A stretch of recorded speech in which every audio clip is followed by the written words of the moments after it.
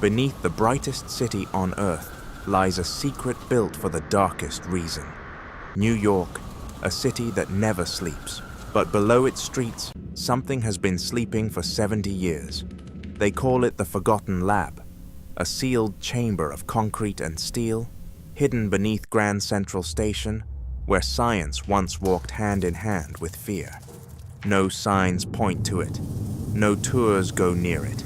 Yet if you stand on the platform late enough, when the crowd thins and the sound of the trains stretches into silence, you can feel a strange vibration under your feet, like a heartbeat buried in stone. It began in the 1940s, at the height of the Cold War's earliest whispers. While the rest of America was celebrating victory, a small group of scientists was descending beneath Manhattan with a mission so classified, even the mayor didn't know. They called it Project Ithaca, a research program meant to test how radiation behaved in confined spaces. The logic was simple and terrifying. If an atomic attack ever struck New York, how would the fallout spread? Could the city's tunnels, subways, and sewers amplify it or protect against it? To find out, they built their own secret tunnel, hidden behind a false maintenance door, under Track 61. The same track once used by Franklin D. Roosevelt's private train. They installed lead-lined chambers, mercury switches, and a generator that could simulate low-level radiation. It wasn't meant for the public to see or survive.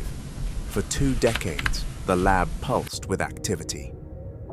Scientists, soldiers, and engineers slipping in through the night shift. But as the Cold War stretched on, priorities changed, and records began to vanish. Funding stopped, equipment was stripped, and what remained was buried, literally. In 1968, the tunnels were sealed under layers of concrete, marked as inactive. The lab was forgotten. A team of MTA electricians found unusual wiring feeding into a corridor that didn't exist on any blueprint. When they followed the line, they hit a reinforced door welded shut. Behind it, air colder than ice and the faint scent of ozone.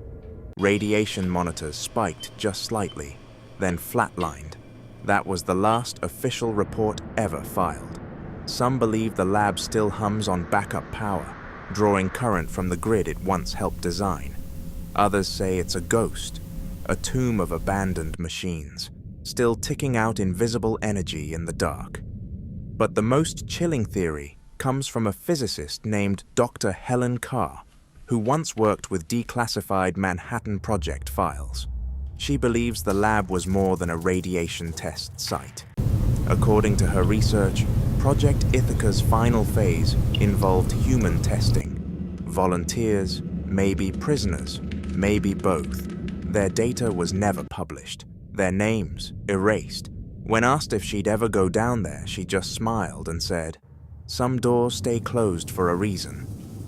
And maybe that's true. Maybe every city keeps its ghosts close, not out of malice, but out of memory.